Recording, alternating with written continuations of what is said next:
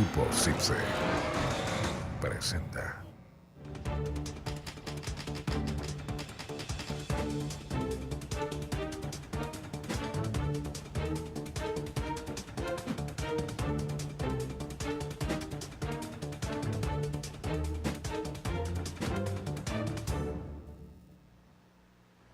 Buenas noches y bienvenidos al Poder de la Pluma, un espacio en televisión donde los especialistas que escriben en la sección de Milenio Novedades hablan de los temas de actualidad que son interesantes. Esta noche hablaremos de las pensiones. Por donde quiera que se le vea, el sistema de pensiones en México es una bomba de tiempo que, según expertos en el tema, ya estalló y con graves consecuencias para millones de trabajadores.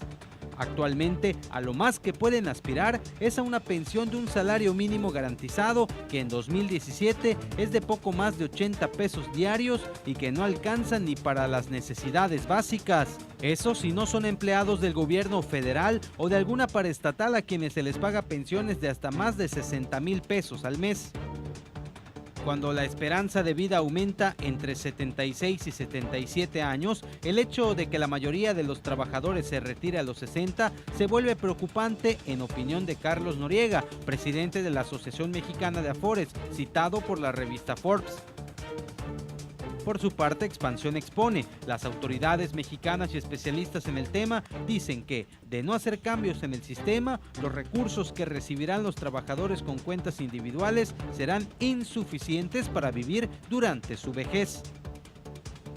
Además, el peso de la pensión de los trabajadores del Estado en las finanzas públicas seguirá creciendo, convirtiéndose en una carga cada vez más grande. Pone dos ejemplos. Andrea, empleada de una empresa privada que en el mejor de los casos percibirá el 26% de su último sueldo como pensión, y un empleado de Pemex que tras 30 años de servicio y cumplir 60 de edad obtendrá el 100%. El total de jubilados y pensionados del gobierno federal y el sector privado es, en cifras de 2002 enviadas al Senado por Hacienda, de 4,053,052 hombres y mujeres que cada año representan una erogación de 247,400 millones de pesos. Hoy, en El Poder de la Pluma nos acompaña Jaime Gutiérrez, director de la empresa consultora Mi Retiro y Pensión, consultor en materia de pensiones del Instituto Mexicano del Seguro Social, y el ISSSTE, analista del sistema de ahorro para el retiro. También nos acompaña Carlos Sobrino Sierra, economista por la Universidad Autónoma de Yucatán y político mexicano. Ha sido senador y diputado federal. Además es expresidente estatal del Partido Revolucionario Institucional. Además nos acompaña Sergio Félix Valdés, licenciado en Economía por el Instituto Tecnológico de Monterrey, agente de seguros y asesor financiero personal.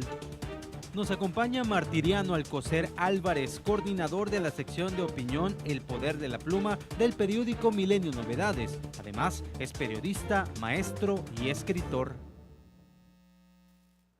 Y como siempre, vamos directo al tema, vamos a hablar, a conversar de las pensiones y escucho a Jaime Gutiérrez. Ay, ¿qué le pudiera decir sobre las pensiones? Mire, la realidad es que nuestro sistema de pensiones realmente no está respondiendo a los trabajadores, más que nada de la llamada generación Afore, en cuanto a sus expectativas de ingreso para cuando llegue la edad de retiro. ¿Esto por qué?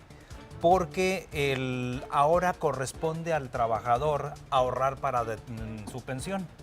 Y esa cantidad de ahorro, si lo vemos desde el punto de vista del Seguro Social, es una cantidad muy pequeña comparado con las necesidades que se van a generar cuando lleguemos a la edad de retiro.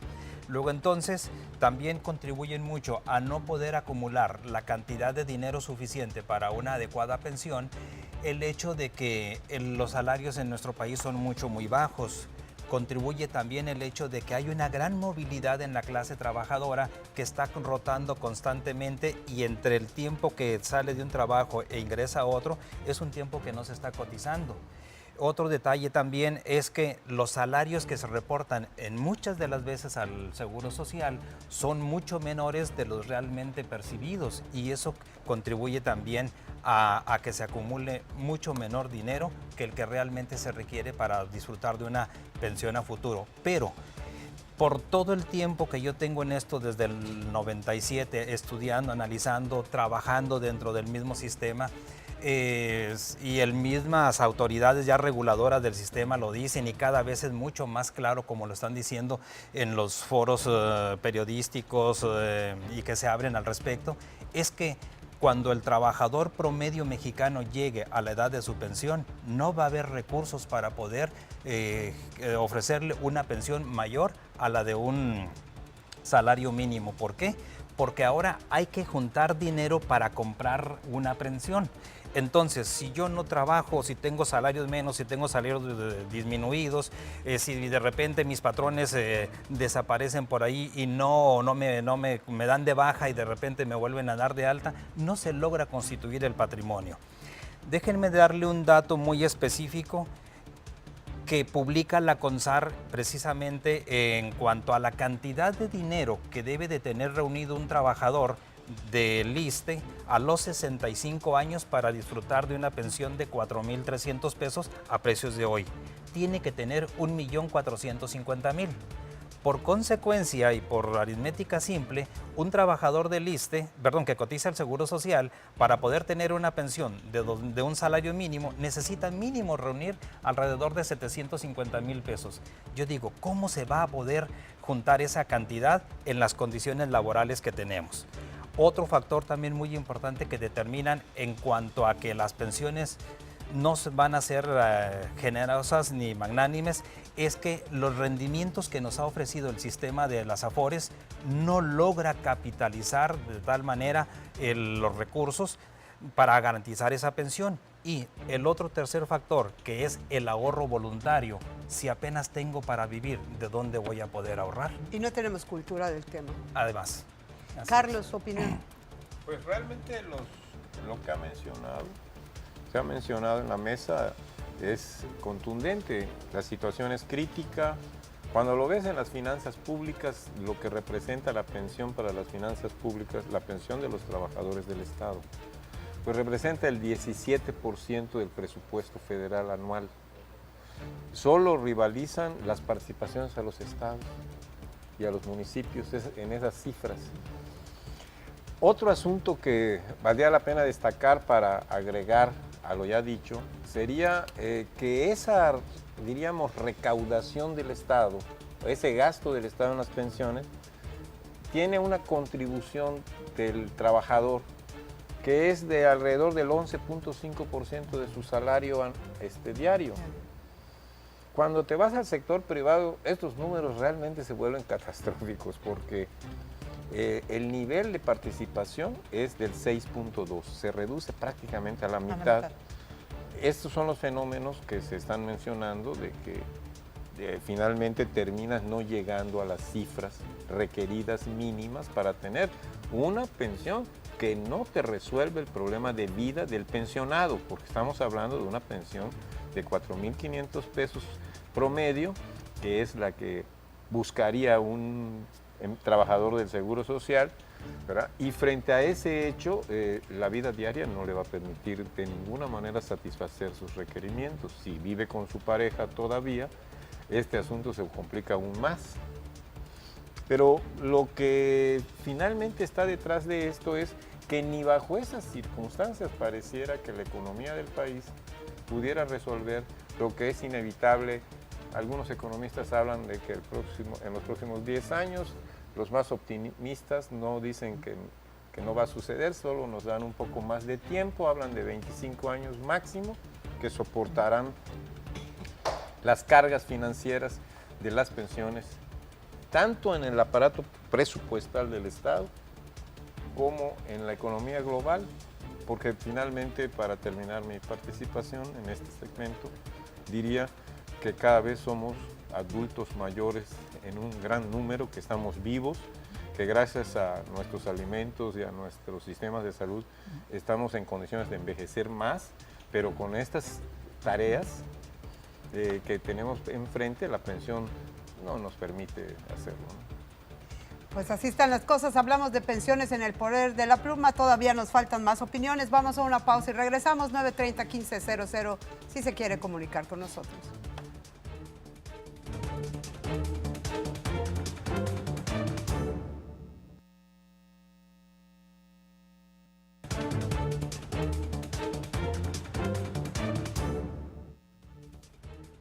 Estamos esta noche en El Poder de la Pluma, hablamos de las pensiones y queremos la opinión de Sergio Félix. Pues ya básicamente pusieron una muy buena plataforma Jaime y Carlos. Yo lo que podría decir aquí es que tiene que haber una cultura financiera, o sea, en el mexicano, es lo que no somos ahorita, somos analfabetas financieros. Entonces, en ese sentido, tomamos muy malas decisiones durante todo el transcurso de nuestra vida laboral. O sea, muchas veces el tomar las decisiones adecuadas van a mitigar el problema futuro o lo pueden solucionar.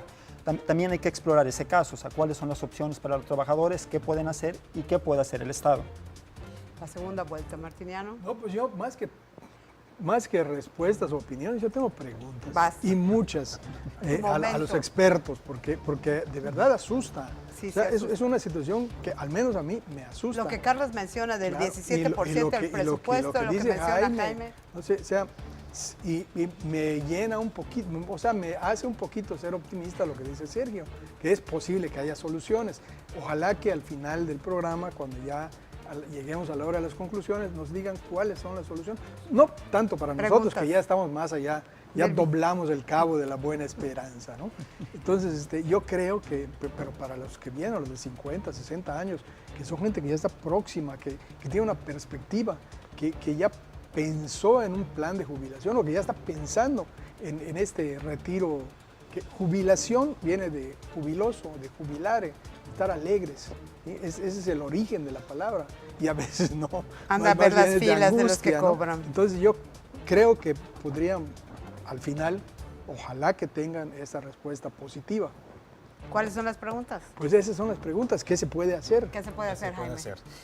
Bien, precisamente hay que planificar vida y carrera. Y entre más temprana edad se empiece a planificar, va a ser siempre mucho mejor. Si empezar a planificar a los 40, 45, 50 años, ya cuando vamos a la mitad de nuestra trayectoria laboral, ya estamos tarde. Hay que empezar a platicar desde el primer momento y precisamente como decía nuestro compañero, hay que empezar a fomentar la cultura financiera de la previsión y del ahorro.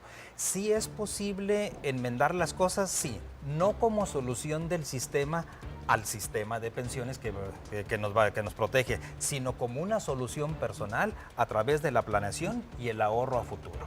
Nos protege el sistema de pensiones. Y decía Sergio, antes de que entráramos al programa, y una cosa que me parece muy interesante, que me gustaría que lo expongas un poquito, Sergio, el asunto de la cultura financiera desde las escuelas, ¿no? Sí, bueno, yo lo que veo es, por ejemplo, el ahorro tiene que ser parte de la canasta básica de la persona hoy en día. Entonces a veces dicen, oye, es muy difícil meter esto a la canasta básica. Pero yo quiero hacer un poco de memoria, o sea, con los celulares y los teléfonos inteligentes. O sea, esos no eran parte de la canasta básica a lo mejor hace 15, 20 años. Pero hoy, de alguna forma, los trabajadores han encontrado la manera de meterlo a su canasta básica. Tan es así que hoy en México hay una gran presencia de lo que son teléfonos inteligentes. Entonces, sí hay espacio de movilidad, o sea, para que se pueda mover el trabajador. Entonces, así como pudo meter, o sea, los smartphones dentro de su canasta básica, hay que meter este ahorro, hay que meter el ahorro. El trabajador tiene que ser activo, o la persona tiene que ser activa en cuestión de constitución de su retiro. Antes el sistema le permitía una cierta pasividad. O sea, ¿a qué voy con esto?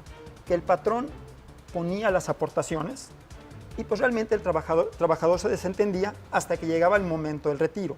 Hoy ese modelo ya no da. Entonces, además de meterlo en la canasta básica, o sea, tiene que ser activo en esto. Tiene que empezar a meter de su percepción para poder crear, o sea, esto.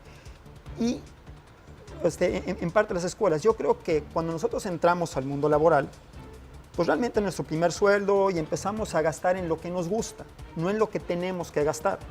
Pero muchas veces no gastamos en lo que tenemos que gastar porque no sabemos. Lo sabemos hasta que ya estamos en la recta final, necesito mi jubilación. Es cuando empezamos a pensar en esto. Antes no tenemos las herramientas financieras. A mí se me haría una muy buena idea es que fuera obligatorio, ¿no? A partir de secundaria, de preparatoria, una educación financiera para los estudiantes. De tal manera que cuando salgan a trabajar, a los 18 años aquellos que terminen prepa, a los 20 y tantos años aquellos que terminen una carrera, sepan a dónde dirigir su dinero, de tal manera que durante el transcurso de una vida laboral, que pueden ser 40 años, 35 años, 50 años, lo que la persona decida, pueda generar, o sea, un fondo interesante para que se pueda retirar o para que le pueda ayudar en el retiro. Pero hacerlo desde el sector público, poder instituir esta cultura, Entonces, ¿será posible? Es a través del Poder Legislativo, en donde tú puedes construir en el Poder Ejecutivo las tareas que señalan, como son las de incidir en el aparato educativo para prevenir desde la edad educativa que se consideren por los especialistas, ya son materia de comprensión, quizás secundaria, no sé, pero el niño empieza a consumir en la escuela. Sí. Y entonces yo creo que lo que tenemos que hacer, como bien se ha recomendado, es prevenir desde ese punto, y allá tiene que haber de alguna manera una materia, algún programa que se adicione para hacerlo, y está en potestad del Estado. Porque a lo que recurre hoy el Estado es al subsidio. Sí. Ese 17% que nos cuesta a los mexicanos la pensión, regularmente se resuelve ante la falta de recursos por la baja de petróleos y de otros ingresos con los préstamos. Pero eso Y va a el acabar, Estado- como el dices, Estado, tarde pues, o ya temprano. tiene ahorita una deuda que nos ha sacado al famoso semáforo rojo varias veces, que tienen las economías mundiales, tienen ahí un semáforo para Carlos, y calificarte, ¿no? uno de los medios a los que recurre es al préstamo a las Afores, ¿no? Así es. O sea, a través de Sí. los CIEFORES, ¿no? ¿Cómo se llaman? Sí, ¿qué es lo que genera mucho el sector gobierno? Y llámese Pemex, llámese CFE, allá toman. crean mucho instrumento de deuda. Ajá. De hecho, el 52-53% de todo el ahorro generado, que son ya casi 3 billones de pesos, está invertido en el sector gubernamental. Y eso, Jaime, no corre el riesgo de un colapso, de que el gobierno no pueda pagar eso. Bueno, si colapsa la economía y si el gobierno llega a una situación de insolvencia, definitivamente que esos recursos sí pudieran en un momento estar comprometidos. Ese es el grave error, y a mí el temor que me dicen que le prestaron a Fibra 1 o a Fibra E, que es la que le provee de recursos a Comisión Federal y a Pemex. ¿Por qué? Porque el petróleo se está acabando.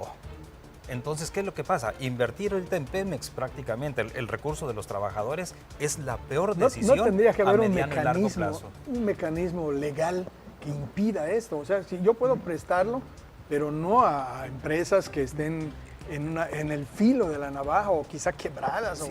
o quizás sin futuro. La CONSAR tiene establecido un régimen de inversión, el cual establece en qué instrumentos puedo invertir. Básicamente son en valores gubernamentales, en deuda privada internacional, instrumentos estructurados, mercancías, y me falta creo que algún otro, ¿verdad? Y tiene sus máximos y mínimos. Sí. Ahora sí, nomás que quería aumentar, o sea, efectivamente lo de la CONSAR, o sea, sí tiene un plato del cual puede tomar y puede mandar los recursos de los trabajadores.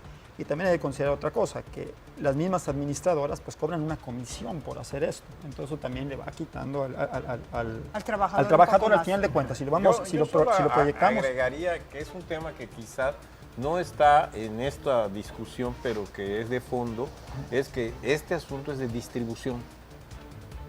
Y si el aparato de distribución no tiene contemplado en el momento en que contrata al trabajador el proceso económico, la salida de ese trabajador de su edad productiva, es un problema de distribución. Y allá inciden dos, el sector privado y el sector público.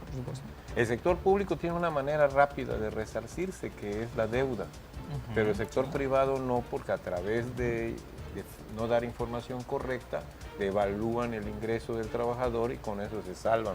Y salvan sus economías, Claro. no sus niveles de vida, las economías de su trabajador. Esto tendría también que tomarse a fondo, diríamos, es parte de una gran reforma hacendaria que se ha ido postergando en los años por no meterse este tipo de temas sustantivos. Porque dan que miedo es- los costos. Pues es el ingreso. Pero el costo político. Vamos a hacer una pausa. Está buena la conversación de esta noche. Hablamos en El Poder de la Pluma de las pensiones. No se vaya, que regresamos 930-1500 si quiere comunicarse con nosotros.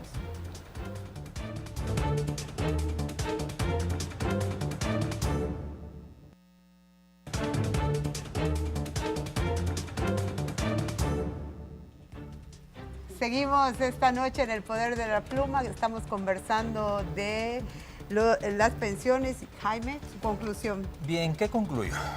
Que el sistema de pensiones exclusivamente o muy específicamente el de los llamados Generación Afore, los que están cotizando a partir del 1 de julio de 1997 a la fecha, realmente está muy comprometido y que realmente requiere toma de decisiones mucho muy grandes para incrementar la aportación del trabajador, incrementar la edad de retiro, hacer que de alguna manera mecanismos para que el ahorro generado se duplique y prácticamente nunca dejar de trabajar y siempre cotizar con el salario más alto posible. Solamente así pudiéramos vislumbrar que podemos tener una pensión ligeramente mayor a un salario mínimo, pero pensión digna no la esperemos. Para ilustrar lo comentado, diríamos que según la OCDE, el 26% de lo que debería de obtener un pensionado promedio para tener una vida, diríamos, en la medianía, es lo que obtiene el pensionado mexicano. 26% de los pensionados. De su último salario. Del último salario percibido. Y cuando te vas a las economías que tienen una mejor distribución, esto es que los patrones pagan mejor los salarios y el Estado tiene también un comportamiento más adecuado, ¿verdad? Lo ideal es tener el 70%, pues salir pensionado con el 70% de tu último salario. Esas serían condiciones mínimas de bienestar, que son las que califican los organismos internacionales. Con eso concluiría yo, para que vean de qué tamaño es el reto. 3 veces. Decir una consulta. Sergio. Yo realmente es que las personas que nos vamos a retirar, o sea, estemos donde estemos, tenemos que tener dos cosas para poder llegar en las mejores condiciones. Información y disciplina. Puedo tener la información, si no tengo la disciplina, o sea, no va a suceder nada. Necesitamos que tener estas dos cosas. Acercarse a los especialistas es bueno porque van a poder dar la información, no van a poder instituir la disciplina en la persona, pero sí se requieren de esas dos cosas. Ahora hay mucha gente que tiene la disciplina, pero no saben cómo hacerlo. Entonces también, o sea, tendrán que recurrir, o sea, a gente que sabe, de tal manera que les ayude, pues llegar a buen puerto en lo que, en lo que a sus pensiones se refiere. ¿Es fácil? No, si no se tiene la cultura de hacerlo. Es como el que hace ejercicio o el que no hace ejercicio. El que hace ejercicio y sale a correr todos los días, para él es fácil, porque tiene la disciplina de hacerlo y está incidiendo en su buena salud. Lo mismo sucede con la persona que ahorra o que invierte. Tiene una disciplina de hacerlo y sabe que además el logro es de largo plazo. No es en un año, no es en 2 años. Pero cuando uno voltea hacia atrás y ya ve que transcurrieron 20 años de esa buena disciplina de ejercicio o financiera, realmente hay resultados muy positivos. Entonces, en este caso, los que hacen ejercicios se allegan de un buen entrenador para que los lleve. Lo mismo sucede en finanzas personales. Muchas veces necesitamos de eso para que nos puedan mandar por el buen camino. O sea que es una cuestión de constancia. Definitivamente. Y conocimiento. Definitivamente. Disciplina y Y determinación. conocimiento. Hay que saber Sí, hay que saber. cómo Hay que saber. hacerlo. Y Pero hay que acercarse tener a los que disciplina. saben también.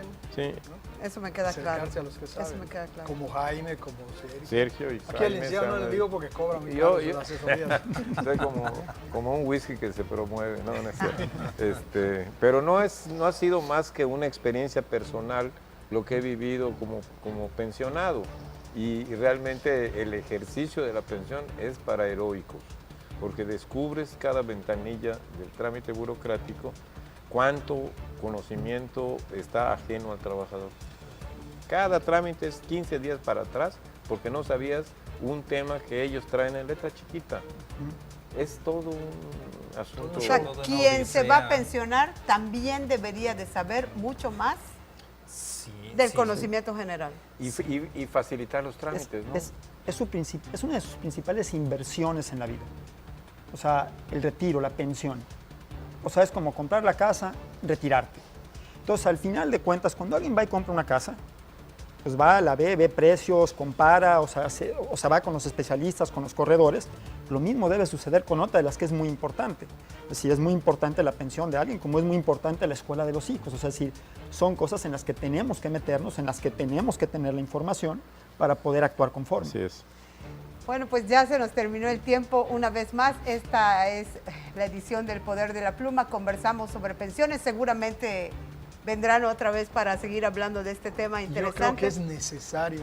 Necesario. Es Repetiremos, necesario. repetiremos. Les agradezco haber estado Muchas con gracias. nosotros Muchas gracias. y agradecemos su presencia aquí. Buenas noches, muchas gracias.